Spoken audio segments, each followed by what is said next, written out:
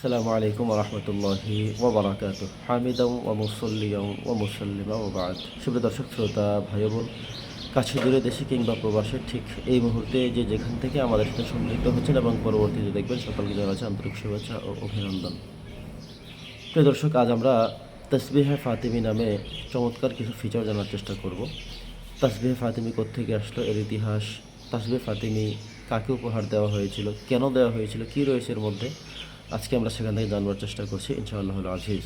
প্রিয় উপস্থিতি, তাসবিহে ফাতিমি হলো এটি নবী করিম সাল্লাল্লাহু আলাইহি সাল্লাম আমল হিসেবে, উপহার হিসেবে তার মেয়ে কন্যা হযরতে ফাতেমা রাদিয়াল্লাহু তাআলা আনহাকে তিনি দিয়েছিলেন।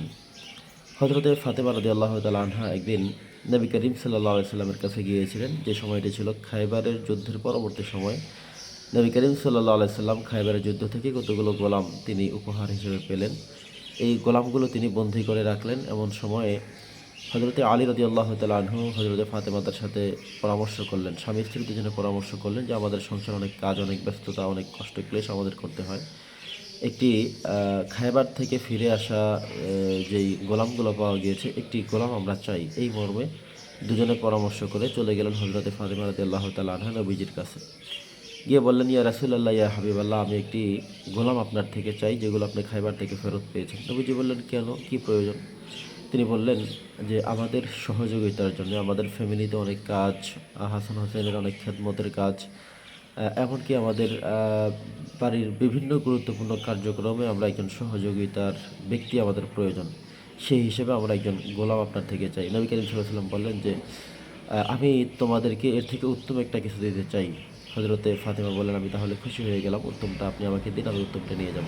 নবীজি বললেন, একটি আমলের কথা আমি শিখিয়ে দেবো, সেটা হলো প্রতি রাতে যখন তুমি ঘুমোতে যাবে, বিছানায় পিঠ লাগিয়ে তুমি যেই তাসবিহটুকু পড়বা, ১০ বার সুবহানাল্লাহ, ১০ বার আলহামদুলিল্লাহ এবং ১০ বার আল্লাহু আকবার, এই মোট ৩ দশে ৩০ বার তুমি এই তাসবিহগুলো পাঠ করবে, এরপরে তুমি ঘুমাবে।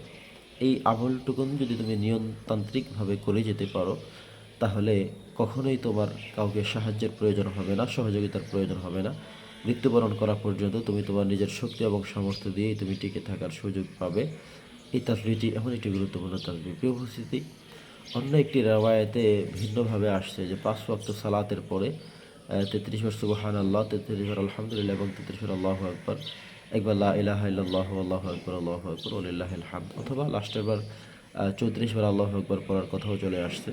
তো এই মোট ১০০ বার তাসবিহ যিনি পাঠ করবেন, অর্থাৎ প্রত্যেক নামাজ শেষে, প্রত্যেক নামাজের শেষে আপনি যখন মসজিদ থেকে বেরিয়ে আসবেন, তার আগে মুনাজাত দেওয়ার পূর্বে আপনি যদি এই তাসবিহগুলো নিয়মতান্ত্রিকভাবে পাঠ করেন, আর যদি আপনি মুনাজাত দিয়ে আপনি দোয়া করে তারপরে চলে আসেন, তাহলে এই যে তাসবিহটুকুন শেখানো হলো, তাসবিহটুকুন আমল করা হলো, এটি স্বয়ং আল্লাহর রাসূল প্রশিক্ষণ দিয়েছিলেন তার কন্যা হযরতে ফাতেমা রাদিয়াল্লাহু তাআলা আনহাকে। যেহেতু এই তাসবিহটুকুন ফাতেমাকে দেওয়া হয়েছিল, অতএব এটাকে বলা হয় ফাতেমি বা ফাতেমা, তাসবিহে ফাতেমা বা তাসবিহ ফাতেমি বলা হয় এটাকে। তো প্রিয় উপস্থিতি, হযরতে ফাতেমা রাদিয়াল্লাহু তাআলা আনহা সেদিন খুব খুশি হলেন, আবেগে আপ্লুত হয়ে গেলেন যে আমার বাবা আমাদেরকে তার থেকে উত্তম দিয়েছে। এটা তারা বিশ্বাস করেছিল, তারা অন্তর থেকে, হৃদয় থেকে বিশ্বাস করেছিল, প্রফুল্ল হয়েছিল, আনন্দিত হয়েছিল। আমরা হলে কেমন করতাম যে একটি খায়বারের যুদ্ধ থেকে ফিরে আসে একটি গোলাম চেয়েছিলাম, সামান্য একটি গোলাম, সেটা তিনি দিলেন না, বরং উল্টো একটা আমল শিখিয়ে দিলেন। ওই সময়ের তারা আমলটাকে এত বেশি প্রাধান্য দিতেন, গুরুত্ব দিতেন, এত বেশি খুশি হয়েছিলেন তিনি। তিনি বলেছিলেন, আজকে থেকে আমি মরণ পর্যন্ত আমলটুকুন নিয়মতান্ত্রিকভাবে করে যাব। প্রিয় উপস্থিতি, তিনি খুশি হয়ে চলে গেলেন। বাড়িতে যাওয়ার পরে হযরতে আলী রাদিয়াল্লাহু তাআলা আনহু শ্রবণ করলেন। তিনি বললেন যে আজকে থেকে আমিও এই আমলটুকু নিয়মতান্ত্রিকভাবে করে যাব। তিনি এটা নিয়ে কোনো ব্যাহত হননি, কষ্ট পাননি, দুঃখ পাননি, কারো কাছে অভিযোগ এবং অভিমানও করেননি। তিনি বিশ্বাস করেছিলেন, তারা দুজনে বিশ্বাস করেছিলেন অন্তর থেকে, হৃদয় থেকে, হৃদয়ের গহীন থেকে, যে আল্লাহর রাসূল যে তাসবিহটুকুন শিক্ষা দিয়েছেন, যেটা প্রশিক্ষণ দিয়েছেন, সেটা কখনো বিফলে যেতে পারে না, সেটা কখনো মিথ্যা হতে পারে না। সেটা আজকে থেকে আমরা দুজনেই আমলের সিদ্ধান্ত নিয়ে নিলাম। প্রিয় উপস্থিতি, নবী করিম সাল্লাল্লাহু আলাইহি সাল্লাম বলেছেন, এই তাসবিহটুকুন অত্যন্ত সহজ সরল, অত্যন্ত চমৎকার।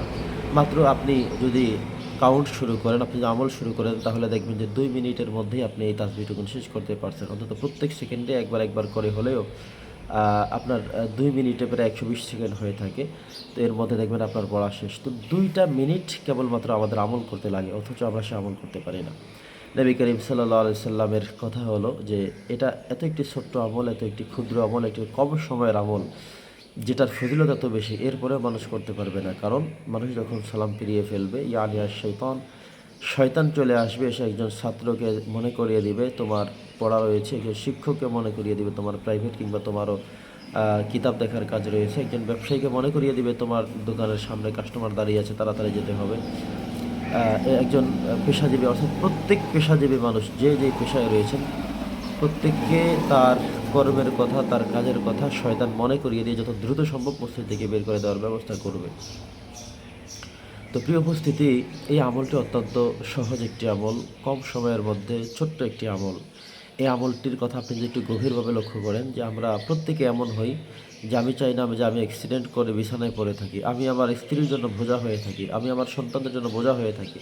এটা আমরা কেউ চাই না। আমরা সবাই চাই যে যতদিন আমি বেঁচে থাকবো, আল্লাহ তাআলা হায়াতে রাখবেন, ততদিন পর্যন্ত আমি যেন স্বমহিমায় উজ্জীবিত থাকতে পারি, আমি যেন নিজেকে প্রফুল্ল রাখতে পারি, নিজেকে যেন শেষ পর্যন্ত আমি নিজের কর্ম নিজে করে যেতে পারি, কারো বোঝা থাকতে আমি চাই না। এটা আমরা সবাই বলি, সবাই এই কথার সাথে একমত আমরা অবশ্যই হব। তবে এই ক্ষুদ্র আমল, ছোট্ট আমলটুকু আমরা করতে গিয়ে ভুলে যাব। এই ছোট্ট আমলটুকু আমরা হয়তো আমাদের আত্মস্থ থাকবে না, আমরা হয়তো আমল করব না। বারবার শোনার পরেও, বারবার হৃদয়ঙ্গম হওয়ার পরেও, বারবার বোঝার পরেও, বারবার কানে আসার পরেও আমরা এটার প্রতি আসলে ভিতর থেকে আমলে নেই না। প্রিয় উপস্থিতি, আজকে আলোচনা যারা শুনবেন সকলের প্রতি দত্ত আহ্বান জানালাম, সকলের প্রতি আহ্বান রইল আমরা প্রত্যেকেই প্রত্যেক নামাজের শেষে, 5 ওয়াক্ত সালাতের শেষে মসজিদ থেকে আমি বের হয়ে যাব না যতক্ষণ পর্যন্ত আমি তাসবিহে ফাতিমের আমলটুকু পরিপূর্ণ না করতে পারবো। আর আরেকটি হলো, আমরা যখন বিছানায় ঘুমোতে যাব, বিছানায় শুয়ে বেশি না তো মাত্র 10 বার করে 30 বারের কথা আসছে, আপনি 10 বার পড়েন না সুবহানাল্লাহ, কত সময় লাগবে? 10 বার আলহামদুলিল্লাহ, 10 বার আল্লাহু আকবার পড়েন, এতটুকুন চেষ্টা করে যান, ঘুমের দোয়া পরে ঘুমিয়ে যান।